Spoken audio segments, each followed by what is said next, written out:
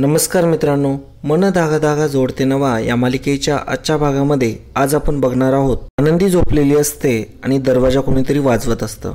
आनंदी दरवाजा खोलते तर बघते समोर अंशुमन असतो. अंशुमन गाणं म्हणत असतो, किती सांगू मी सांगू कुणाला, आज आनंदी आनंद झाला. आणि तो आनंदीला घाबरवत असतो. आनंदी म्हणते की काय करताय तुम्ही इथं. तेव्हा अंशुमन म्हणतो, अगं नवरा आहे मी तुझा, सासरवाडीला आलोय आणि तू जरी विसरली असेल ना तर मी आठवण करून देईन. आनंदी म्हणते की तुम्हाला सांगितलं ना मी, आता आपलं जे काही बोलणं होईल ते फक्त आणि फक्त कोर्टात. त्यावर अंशुमन म्हणतो, खूप घाई झाली आहे का कोर्टात जायची. आनंदी म्हणत असते की हो. तेव्हा अंशुमन म्हणतो, जा बोलाव तुझ्या भावाला आणि बापाला. त्यावरती आनंदी म्हणते की का उगाच त्रास देताय त्यांना. अंशुमन मात्र काही ऐकत नसतो. आनंदी म्हणते की तुम्ही का त्रास देताय त्यांना. त्यावरती अंशुमन म्हणतो की मी त्यांना त्रास देणारच. त्यांनी माझ्यावरती हात उचलला होता. जोपर्यंत आता मी त्यांच्यावर हात उचलत नाही तोपर्यंत मला काय बरं वाटायचं नाही. त्यावरती आनंदी म्हणते, तुम्ही इथून जाताय की मी पोलिसांना बोलू. माफ करा मित्रांनो, पण जर तुम्ही चॅनलवर नवीन असाल किंवा अजूनही चॅनलला जर सबस्क्राईब केलं नसेल तर प्लीज सबस्क्राईब करा आणि बेल आयकॉनवरही क्लिक करा. स्टार प्रवाहावरील सर्व मालिका तुम्हाला आमच्या चॅनलवर बघायला मिळतील. धन्यवाद. अंशुमन नाटकं करत म्हणतो, अगं नको नको, पोलिसांना कशाला, मी जातो ना. त्यावरती आनंदी म्हणते, निघा मग. त्यावरती अंशुमन म्हणतो, हो जातो मी, मला जायचंच आहे. परंतु तुला एकच गोष्ट सांगतो, जोपर्यंत मी तुझ्या आयुष्यात आहे तोपर्यंत तुझ्यावरती एक टांगती तलवार आहे. तू बक्षीस जिंकली म्हणून काय झालं, तुला काय वाटतं तू काही जग जिंकलं नाही, अजिबात नाही. जोपर्यंत मी जिवंत आहे तोपर्यंत तुला मी काही सुखाने जगू द्यायचं नाही. आणि मी म्हणजे एक टांगती तलवार आहे आणि कधी तुझ्या मानेवरून ती फिरल ना सांगता यायचं नाही. आणि मग आनंदी म्हणते, झालं तुमचं, आता निघा. त्यावेळेस आनंदी ही अंशुमनला धक्का देते आणि त्यामुळे अंशुमनला खूप राग येतो. अंशुमन म्हणतो, मला धक्का देते आणि तो चक्क आनंदीचा गळाच पकडतो. आनंदीचा गळा त्याने घट्ट दाबलेला असतो. आनंदीला खूप त्रास होत असतो. आनंदी म्हणत असते, अहो काय करताय, अहो काय करताय. परंतु आनंदी ही झोपत असते आणि तिला हे स्वप्न पडत असतं. ती झोपतच ओरडत असते. आनंदी झोपेतच म्हणत असते, अहो सोडा मला, अहो काय करताय. मग गायत्री आत्याला जाग येते आणि मग गायत्री आत्या आनंदीला सुधीवरती आणते. गायत्री विचारत असते, आनंदी एवढी घाबरली का बरं, काय झालंय तुला, अशी घाबरली आहेस का आपण. मग आनंदी घडलेलं स्वप्न ही गायत्रीला सांगू लागते. आनंदी म्हणत असते की अंशुमनराव स्वप्नात आले होते आणि त्यांनी माझा गळा दाबला होता आणि तो मला धमकी देत होता, मी तुझ्या वडिलांना आणि भावाला सोडणार नाही. गायत्री म्हणत असते, अगं आनंदी, अगं ते स्वप्न होतं. गायत्री म्हणत असते, तो माणूस हे फक्त स्वप्नात वागलाय, असं सत्य परिस्थितीत वागू शकत नाही. आनंदी म्हणते, तो माणूस. तेव्हा गायत्री म्हणते, तो माणूस म्हणजे काय, मोगलाई नाही चालू, कायदा चालू आहे आणि कायद्याने देश चालतो आणि हे राज्य कायद्याचं आहे. गायत्री आत्या आनंदीला म्हणत असतात, तुझा माझ्यावरती विश्वास आहे ना. त्यावरती आनंदी म्हणते, हो माझा तुमच्यावरती पूर्ण विश्वास आहे. मग गायत्री आत्या आनंदीला जवळ घेते आणि दोघीही रडत असतात. आता इकडे सार्थकच्या घरी सार्थक हा फुल डिस्टर्ब झालेला असतो आणि सार्थकला सारखा आनंदीचा आवाज ऐकू येत असतो की मला तुमच्या आणि तुमच्या कंपनीशी कोणताही संबंध ठेवायचा नाही. सार्थक मात्र इकडे तिकडे इरझारे घालत असतो आणि तेवढ्यातच दादा येतो. दादा म्हणत असतो, काय रे झोपला नाहीस. तेव्हा सार्थक म्हणतो की नाही झोपलो.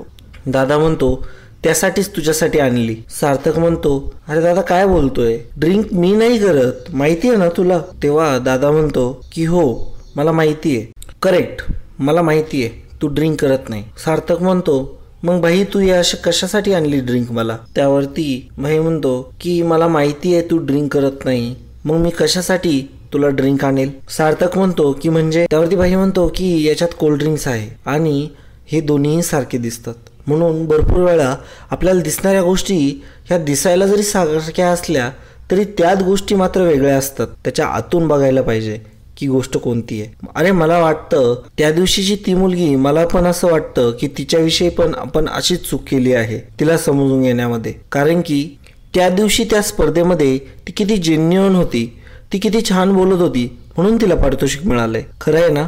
त्यावरती सार्थक म्हणतो की हो खरं आहे दादा. त्यावरती दादा म्हणत असतो की मला असं वाटतंय सार्थक तू एकदा जाऊन या गोष्टीची सखोल माहिती घ्यावी, कारण की तुला जे दिसतंय तेच खरं नाहीये, याच्या आतून पण काहीतरी गोष्ट असणार आहे आणि या गोष्टीवरती मला सारखा संशय देखील येत आहे. आणि मग सार्थक ते कोल्ड्रिंक पितो आणि मनाशी ठरवतो की आता हे कोल्ड्रिंक आहे की ड्रिंक आहे हे आता मला जाणून घ्यायचंय. आता दुसऱ्या दिवशी सकाळी अण्णा, मालती, गायत्री आणि आनंदी हे कोर्टमध्ये आलेले असतात. मालती मात्र फारच घाबरलेली असते. गायत्री म्हणत असते की वहिनी असं काय करताय तुम्ही, असा पदर का घेतलाय, हे कोर्ट आहे मंदिर नाही. त्यावरती मालती म्हणते आम्हाला कोणी इथं पाहिलं तर. त्यावरती गायत्री म्हणते की हेही एक मंदिरच आहे म्हणा, परंतु आपल्याला इथं न्याय मिळतो त्यामुळे लाजायची काही गरज नाही. तेवढ्यातच अंशुमन तिथे येतो आणि म्हणतो नमस्कार सासूबाई.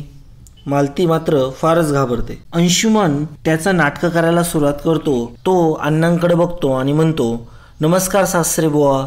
नंतर आनंदीकडे बघतो आणि म्हणतो नमस्कार बायको. त्यावरती गायत्री म्हणते तुम्ही विसरलात वाटतं, तुम्ही बायको, याच बायकोला तुम्ही आता डिवोर्स देण्यासाठी कोर्टात आला आहात. त्यावरती अंशुमन म्हणतो की हो ना, एक्झॅक्टली तेच देण्यासाठी आलोय, परंतु मी ही केस जिंकणार, कारण की मी खूप मोठे वकील पाहिलेत, ॲडव्होकेट शेलार. आणि मग ॲडव्होकेट शेलार तिथे येतात. सर्वजण चकित झालेले असतात. ॲडव्होकेट शेलार हे गायत्रीकडे बघत असतात. ॲडव्होकेट गायत्रीला म्हणतात तुम्ही मिस गायत्री. त्यावरती गायत्री सांगते की मी गायत्री वर्तक. त्यावरती शेलारे म्हणतात मी आत्तापर्यंत तुमचं नाव ऐकलंय पण भेट पहिल्यांदाच झाली. त्यावरती गायत्री म्हणते डू युअर बेस्ट. त्यावरती ॲडव्होकेट शेलार म्हणतात की जनरली मी हरत नाही, एकही केस हरत नाही, आणि ते असं म्हणून तिथून निघून जातात. ते ॲडव्होकेट गेल्यानंतर मालती म्हणत असते खूप मोठे वकील आहेत वाटतं. त्यावरती गायत्री म्हणते वहिनी मी पण 72 केसेस लढले, मी पण काय कमी नाहीये, आणि आपल्याच घरातल्या महिलांना कमी लेखायचं सोड आता. आणि ते कोर्टामध्ये निघतात. आता दुसरीकडे इकडे घरी आनंदीची वहिनी असते. दरवाजा वाजतो म्हणून ती दरवाजा उघडते तर बघते तर काय समोर सार्थक असतो. आनंदीची वहिनी म्हणत असते तुम्ही आणि इथे. त्यावरती सार्थक म्हणतो हो मला काकांना आणि आनंदीला भेटायचंय. त्यावरती आनंदीची वहिनी म्हणते की तिला नाही भेटता येणार. सार्थक म्हणतो अहो पण मी इतकं काय केलंय. त्यावरती आनंदीची वहिनी म्हणत असते इतके घाणेरडे आरोप होत आहे तुमच्यामुळे आणि तुम्हाला कसंच काही वाटत नाही. त्यावरती सार्थक म्हणतो मला एक कळत नाही असं काय इतकं घाणेरडं वागलोय मी तिच्यासोबत. सार्थक म्हणत असतो की सबमिशनची डेट निघून गेली होती तरी देखील त्यांचा फॉर्म ॲक्सेप्ट केला. सार्थक म्हणत असतो की त्यांच्याकडून सामान हरवलं होतं तरी देखील त्यांना सामान आणून देण्यासाठी त्यांच्या सोबत गेलो. सार्थक म्हणत असतो आता फायनलला त्यांचा कॉन्फिडन्स गेला होता तो देखील त्यांना परत मिळवून दिला आणि तरी देखील तुम्ही म्हणताय की माझ्यामुळे त्यांच्यावर आरोप झाला. आनंदीची वहिनी म्हणत असते हो खूप मोठा आरोप करण्यात आलाय तिच्यावर, असा आरोप जो कुठल्याही स्त्रीला कधीच सहन होणार नाही. आनंदीची वहिनी म्हणत असते तुम्ही थांबा इथं, मी तुम्हाला दाखवते. आणि मग आनंदीची वहिनी रेशमाने दिलेले फोटो घेते आणि ते सार्थककडे देत म्हणते की हे घ्या आणि बघा तुम्हीच. सार्थक ते फोटो बघत असतो. सार्थक ते फोटो बघून खूपच जास्त थक्क होतो. त्याला मात्र हे फोटो बघून धक्काच बसतो. आनंदीची वहिनी पण त्याच्याकडेच बघत असते, मात्र सार्थकच्या तोंडून शब्द देखील निघत नसतो. दुसरीकडे इकडे कोर्ट भरलेलं असतं. माननीय न्यायाधीश म्हणतात की केसची कारवाई सुरू करा. कोर्टामध्ये सर्वात पहिल्यांदा शेलार वकील उभे राहतात आणि म्हणत असतात की मी अंशुमान सुर्वे यांच्या वतीने आज बाजू मांडू इच्छितो आणि या डिवोर्सचं कारण त्यांची बायको आहे. शेलार वकील म्हणत असतात की अंशुमन रावांना अडकवण्याचा प्रयत्न केला गेलाय. त्यांनी यांना समजावण्याचा, त्यांना परत घेऊन येण्याचा कित्येक वेळा प्रयत्न केला, परंतु शांततेने देखील प्रयत्न केला तरी पण यांनी काही ऐकलं नाही. उलट यांनाच खोट्या केसच्या आरोपामध्ये यांनी अडकवलं. त्यावरती गायत्री उठते आणि म्हणते ऑब्जेक्शन माय लॉर्ड, आरोप खोटे हे सिद्ध व्हायचं बाकी आहे. शेलार म्हणतात एक्झॅक्टली, अजून आरोप सिद्ध व्हायचं बाकी आहे. मग माननीय न्यायाधीश पण म्हणतात ऑब्जेक्शन ओव्हररूल्ड. त्यावरती शेलारी म्हणू लागतात की मिस्टर अंशुमन रावांनी भरपूर प्रयत्न केले, परंतु त्यांनी व त्यांच्या घरच्यांनी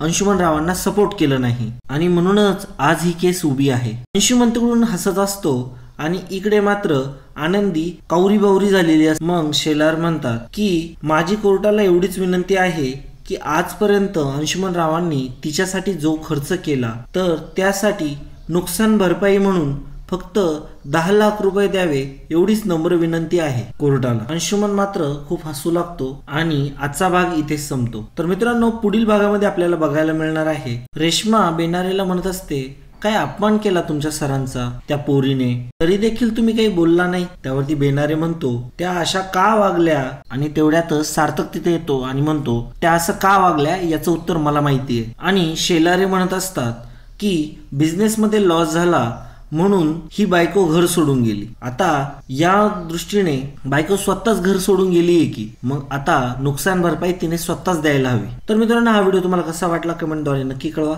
धन्यवाद.